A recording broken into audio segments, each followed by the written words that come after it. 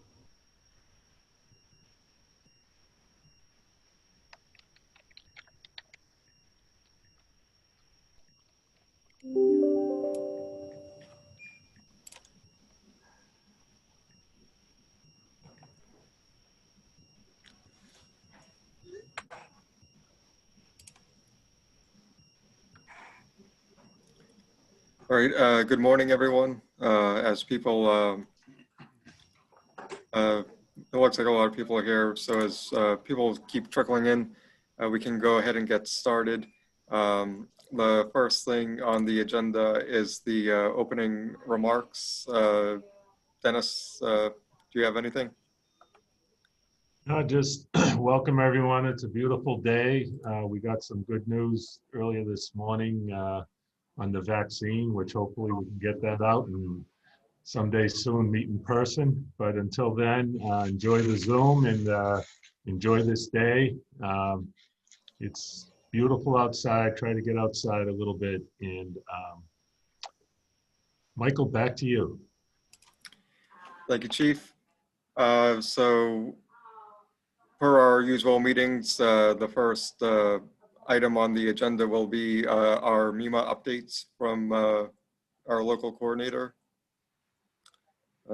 Christian? Good morning, everyone. Christian Cunny here, MEMA local coordinator for Region 2. As the chief mentioned, we did see some good news in the paper this morning.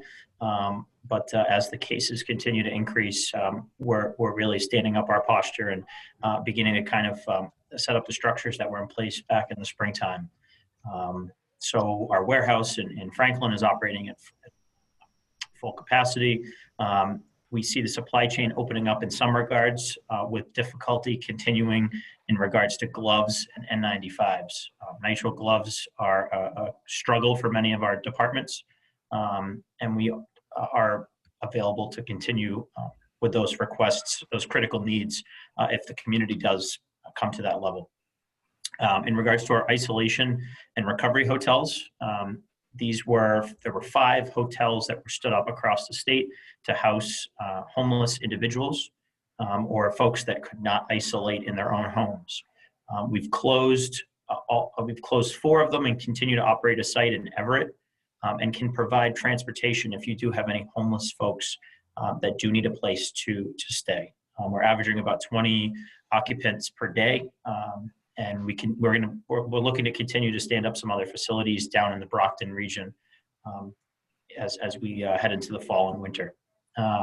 We had 5 area field hospitals set up, alternate care sites. They have all since closed, and we are prepared to do so if that need exists come wintertime. We have mobile field hospital set up in our warehouse, and we have the contracts ready to go in case we need to do that again. Vaccine planning.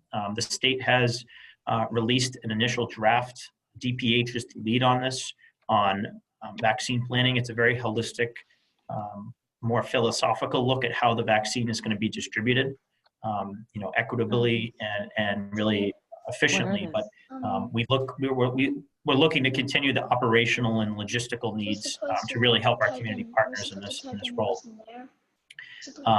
Lastly, public assistance. We continue to work with communities on getting their FEMA reimbursements in.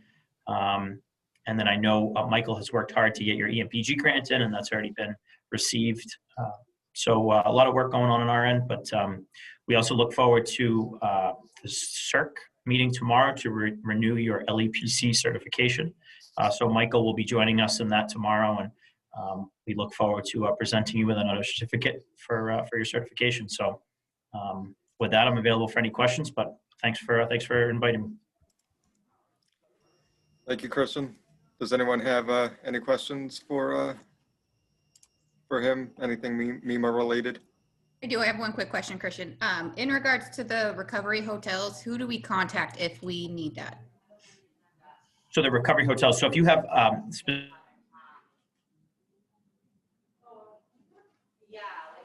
they can also assist with transportation needs and getting those people to that facility, so it's not on you guys. Awesome. Thank you very much. All right, thank you. The next item on our agenda, we are grateful to have Tim Gallagher from the Department of Fire Services. He's the Deputy Director of the State Hazmat Response Team. And he's going to give us a presentation, or sort of talk about their capabilities and the capabilities that the state can provide to us, as Needham has a fairly limited internal hazmat response capability. So, Mr. Gallagher, you can take it away. Hey, good morning, Michael. Good morning, everyone. Just want to give me a second. I'm going to try to bring up our PowerPoint here.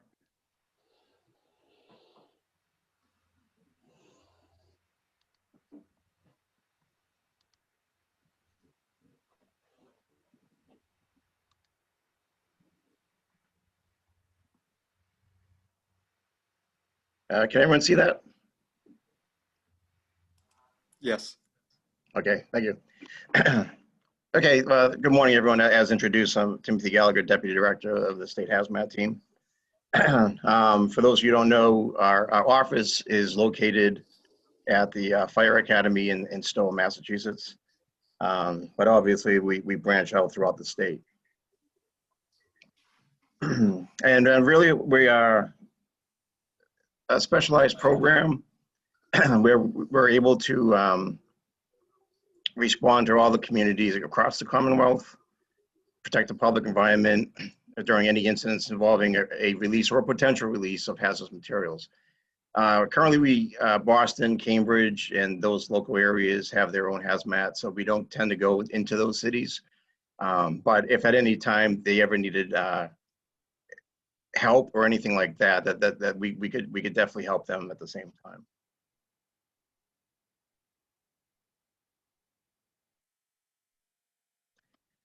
Quick history, it was around the 1990s when fire departments were responding to certain hazmat incidences and felt that they didn't have the ways or means to deal with the situation. So the 90s, they started formulating the idea for the teams. In 95, they consolidated because they were going to go 15 teams for each region, fire region within the state. In 1995, they decided to go to 6 teams for easier management. And 1997 was when they are actually blessed.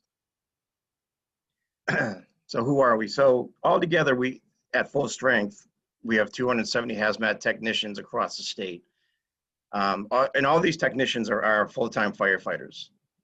So they're firefighters first, and what they'll do is they'll go through specialized training, get selected, and become part of the teams.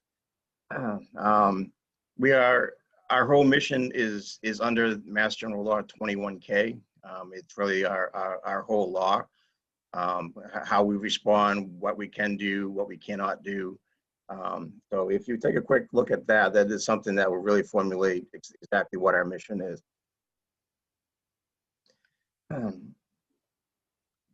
Our technicians right now, they go through over 300 hours of training. We're currently working on a new program, so that might actually go down just a little bit. And again, they are all trained at the Mass Firefighting Academy here in Stowe, and they meet all the requirements under 29 CFR 1910-120 and NFPA 472. And just to give you an idea, like at the federal level, you need like about 40 hours of training. So we go through some pretty extensive training for our guys to get through this.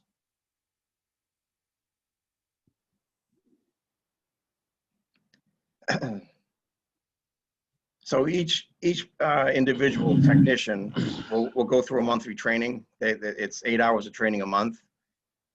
They were required to attend at least 80 hours of that special education throughout the year.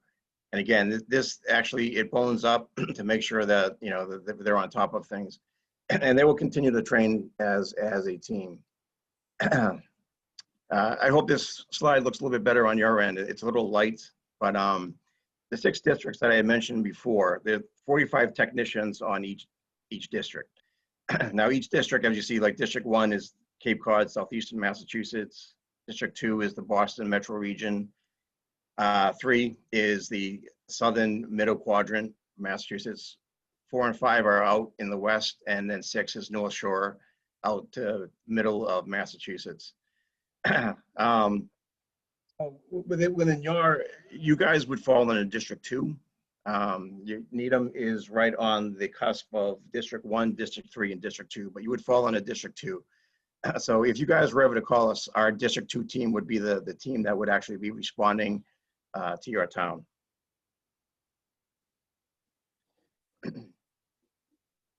So when calling upon us, there are different tiered responses. Okay, a tier 1 is normally what you're going to get first, and this is maybe a question or an assessment is needed, or you know a quick one. A tier 1 would be 5 technicians would respond. One of our tactical operations modules, which is one of our vehicles, would also respond. If upon scene, after the assessment is complete, the team can call for a tier 2. So that would be an additional 10 to, 15 to 20 total technicians. Operational response unit vehicle would be arriving, and that would have decon assets and extra suits and such that would be utilized to take care of the situation. Tier 3 is a full team.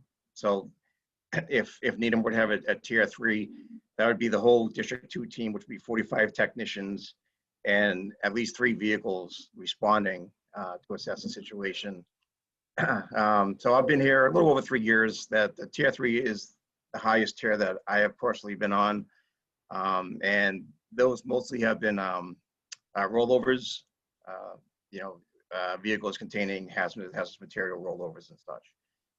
Tier 4 and 5, we've never gone that way, but tier 4 would be a multi-district, so that could be District 1 and District 2 responding to scene, and tier 5 would be a catastrophic event where all the teams would be stood up, probably 2 or 3 actually responding to the scene, whatever the assessment called for.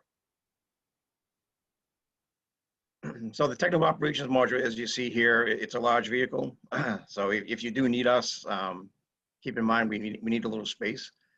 But within this, we have our identification meters. We have suits. We have 3 computers on board here to do reach back, research, anything else like that we would needed to help assess the situation. And as I mentioned, if it went to a tier 2, in addition to the TOMS, this ORU, Operational Response Unit, would also show up. And again, this is what we have in here is, an assortment of suits, decon apparatuses, decon line, everything else we would need for when the entry team comes back down from range, decon. So as I said, throughout the districts, all of our vehicles are in place at fire departments across the state, kind of strategically. As you see, District 1 has more vehicles than District 2 or District 5. They're busier. It's a larger geographic area, so they're in place in a way where we can at least access them, hopefully sooner and quicker, geographically speaking. District 5, for instance, only has maybe 1 or 2 call-outs a year, where District 1 could be up in the 60s or 70s. So it depends. It does depend exactly what district you're within. District 2, as you see, we have 2 vehicles, a TOMS and an ORU. We only have 2 there because, like I mentioned before, Boston, Cambridge, Quincy, those areas are already covered. And number 2, geographically, it's a smaller area. The system of note here too is that there are not many states out there that have a statewide operational hazmat response. We do, I know Wisconsin does, but the team and our setup is pretty unique. All of our vehicles are situated, they have all the same equipment on it, same meters, same everything. So at any time, if a district had to go into another district, you know, there's no layover or change or anything else. So the capabilities are all uniform across the state. Another key note too is the fact that just because these guys, all of our technicians are firefighters, it does not mean they're going to be rolling up in fire department vehicles or engines or anything like that. A lot of the times, these guys are going to be called out. They're going to be at home, or they're not going to be working, and they will be responding in their personally owned vehicles. So just keep an eye out if you have a police block or whatever. You know, our guys have IDs, but they will mostly be showing up in personally owned vehicles. We do have some officers on the teams that will have their own, you know, red vehicle pulling up, but just be wary that if you do call us, that you know we may look incognito at first. So feel free to let us in. So in addition to the regular 6 teams and 270 hazmat technicians, within that element, we have 3 specialty teams. The Joint Hazard Incident Response Team is currently a 14-member team that works with the State Police Bomb Squad. And the reason for that is because a lot of times these people who decide to work in energetics and bomb-making materials, for some reason, they always like to dive into chemicals too. So a lot of times the State Police Bomb Squad will be called to a scene, and there might be a clan lab set up, or there might be you know, a bunch of powders, bunch of liquids, they don't know what they are. So we have this specialized team who works with, you know, with this team of the state police to go in there and help identify things, because sometimes, you know, the bomb is a secondary threat. You know, we don't want these bomb squad personnel going in and being, you know, become casualties to any type of fume, liquid or powder or anything else like that. So there usually be a dual entry, and our guys or our technicians will identify any hazards concerning powders, and obviously the bomb squad, when it's cleared, will go in and diffuse any situation that deals with energetics. Maritime Incident Response Team. The interesting about this is that we have a team, but we do not have boats. So I've been working on creating relationships with fire departments who do have boats. I don't think Needham has one, but so we've come a long way with the Maritime Response Team, and this is for any offshore responses. We do have the capabilities, we have the equipment and the means, except for boats. But like I said, I'm working on that. I put together a couple weeks ago down in Onset Beach. I put down together a training program, or a training event, I should say. And we had a couple towns, Coast Guard, and everything. And it just so happens that we had 7 boats in the water when a person decided to jump off a bridge down by Mass Maritime.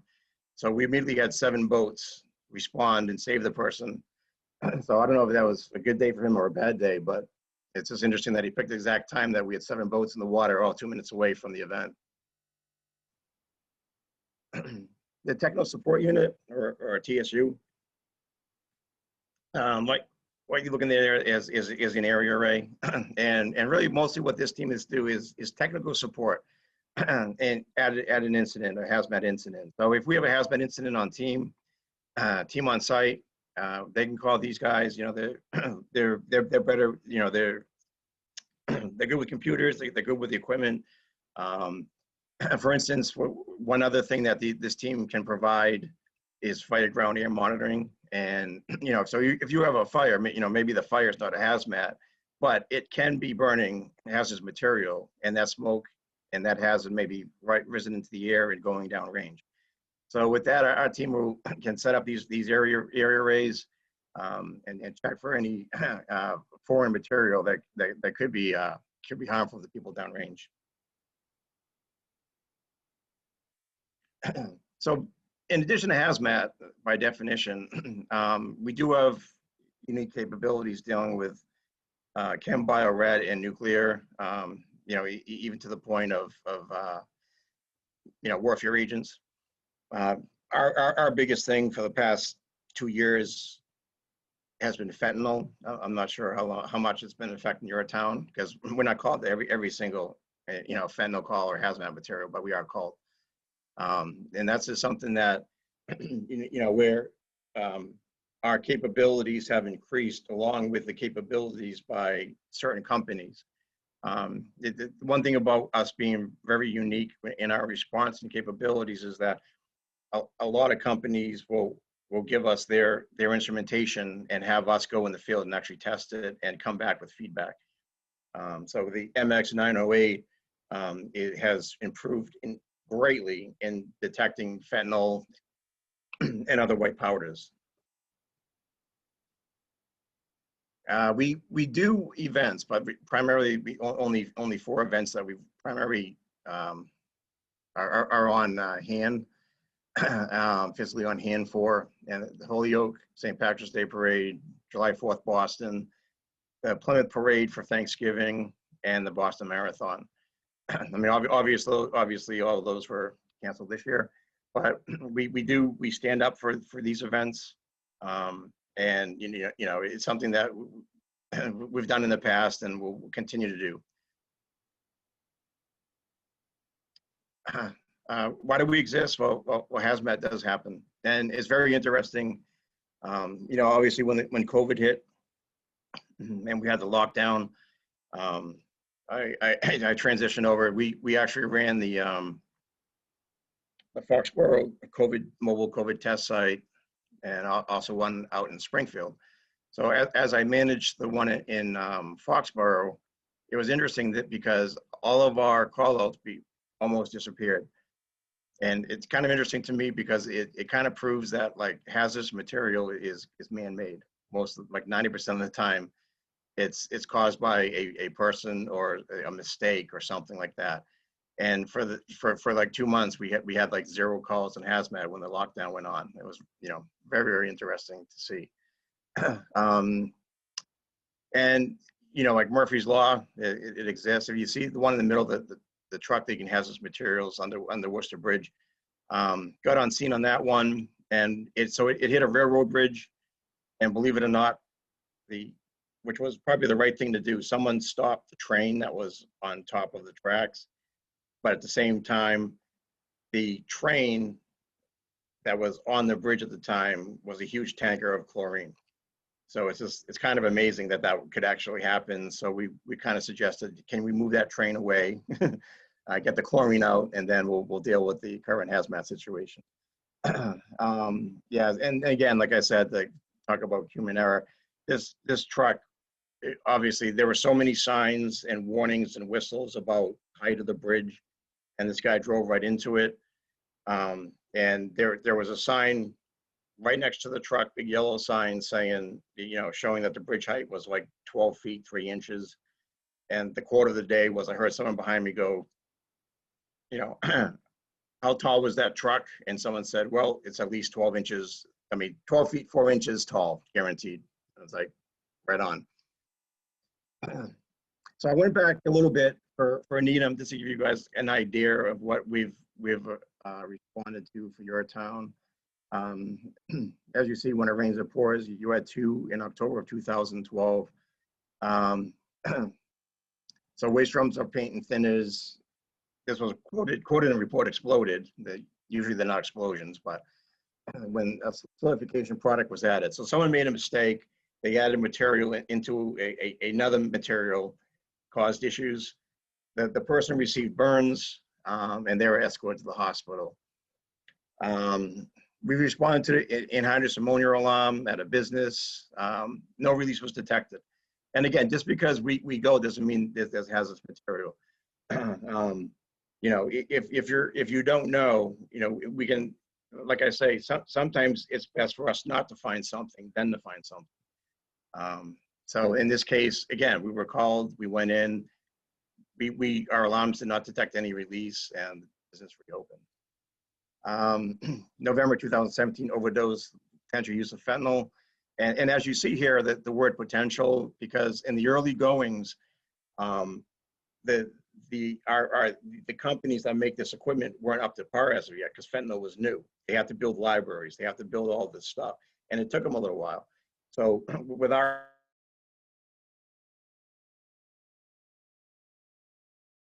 help them learn and create a library to find fentanyl and fentanyl products. The latest one we had was, again, March 2019, white powder call, unknown. Usually these ones are police pulling people over, and it happens a lot. A couple weeks ago, I went to one, we had a double, a response where two people were overdosed in a car at a CVS in Taunton. And what's really frustrating about it is we went there, we detected fentanyl, you know, it was live, but with certain laws in Massachusetts, like Good Samaritan law and things like that, the people weren't charged or anything. And the one thing about this too is, so you know, under Mass General Law 21K, we can bill for certain instances. Now, you know, I'm not going to bill any household that, you know, is doing the right thing. You know, they call the fire department because something happened. But if they're doing something nefarious, you know, and we have certain criteria, they can be billed. If a company goes and does, you know, a certain release and it's something that's on their fault, you know, it's something that we can bill for. So it's in their best knowledge, you know, to try to keep things in order. And with that, I appreciate your time. Are there any questions?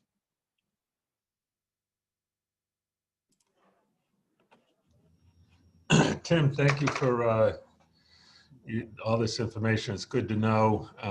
I know we've known it for quite some time, but I think for other people in town, it's good to hear that there's a regional resource out there that can help us with things that may overwhelm the Needham departments, because obviously you just can't have this much training, equipment, and personnel available for every sort of incident. One thing, keep in mind, we do have a boat, so if you need us, let us know.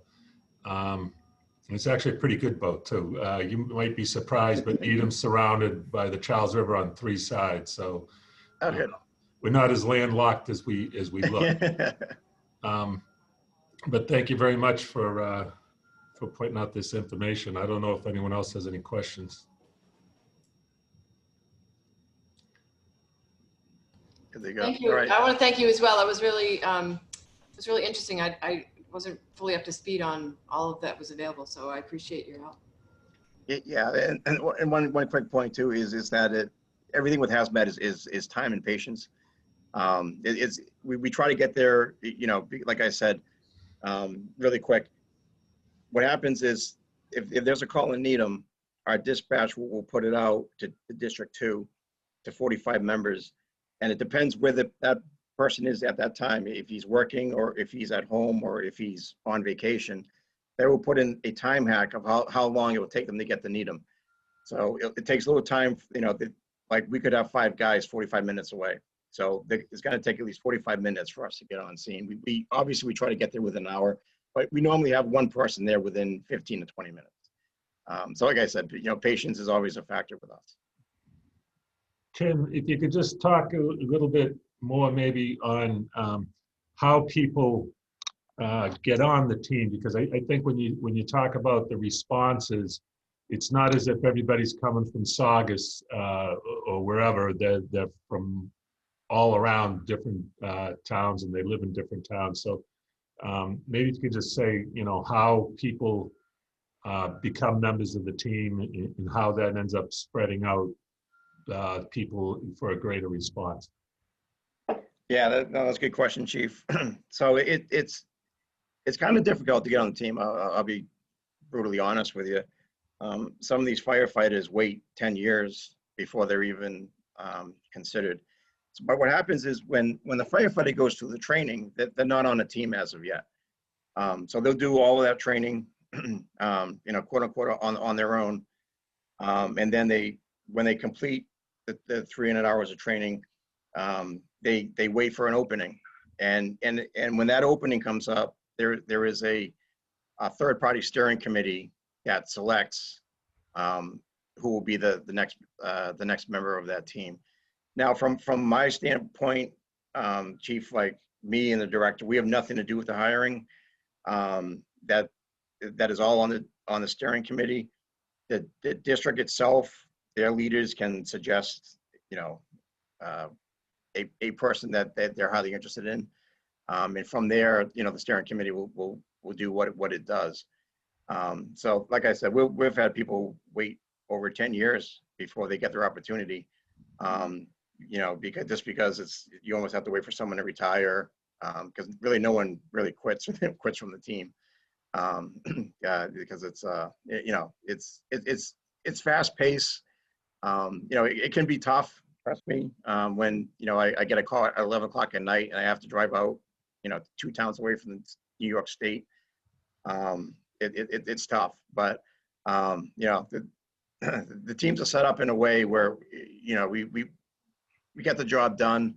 And since I've been here, we've had absolutely no injuries or anything else, and knock on wood on that one. But so it's a lengthwise process, and honestly, since I've been here, we're looking at the numbers. We're very top heavy. We have very experienced firefighters and officers on the teams, and then we have I guess what you call like a brand new slate coming in. So, but in the middle, we're kind of empty. Great, thanks, Tim. Thanks, Chief. Are there any other questions? All right, thank you very much for coming. It was very informative. I appreciate you taking the time. All right, Michael. Thank you very much, and I hope everyone enjoys the day. Thank you. So the next item on our agenda is the emergency management and COVID response updates. As Christian sort of alluded to earlier, tomorrow I'm going to the State Emergency Response Commission, and hopefully the LEPC will get its full accreditation from the CERC. We also got, at the end of last week, our notice to proceed with our emergency management performance grant from MEMA. So for that, our plan is to hire a contractor to do the after action and improvement planning process for our COVID response, so that no one who's in the EOC needs to get pulled away from their EOC duties to be tasked with continuous ongoing improvement planning. So that will be very helpful for us. Our EOC has been up and running for a couple weeks now. Since the last LEPC, we stood it up. So we have weekly meetings of the policy group and EOC section chiefs. And then the EOC sections are doing their work on their own and checking in on an as needed basis. We have submitted a couple of resource requests into MEMA that have been quickly turned around, so we appreciate that. And the EOC has been doing a good work making sure that our COVID response goes as smooth as possible, and that our public health has all the support that they need. Additionally, I'd like to, I don't know if she's on at this meeting, so many people, but I'd like to thank Kim Donovan for all her work with the municipal vulnerability preparedness and everyone who worked on that workshop and that plan. We got the provisional approval from FEMA a couple weeks ago for our town's hazard mitigation plan, which will enable us to apply for a different FEMA grants in terms of hazard mitigation, building, green infrastructure, how to respond, to handle droughts better, stuff like that. So good things are happening in the emergency management and COVID world. Are there any questions for me or any comments for the group? I'd just like to second what Michael said about Kim and some of the other folks on this call working hard to get the MVP grant through the process. We really appreciated that people were invested in helping us move that forward. Thank you, Tim. Anyone else? All right. Thank you all for coming. I'll get the minutes up and emailed out as well as posted to the town website. And the next meeting of the LEPC is scheduled for December 14th. So thank you all for coming. I appreciate it. Thanks, Michael. Thank you. Bye. Michael, thank you, everyone.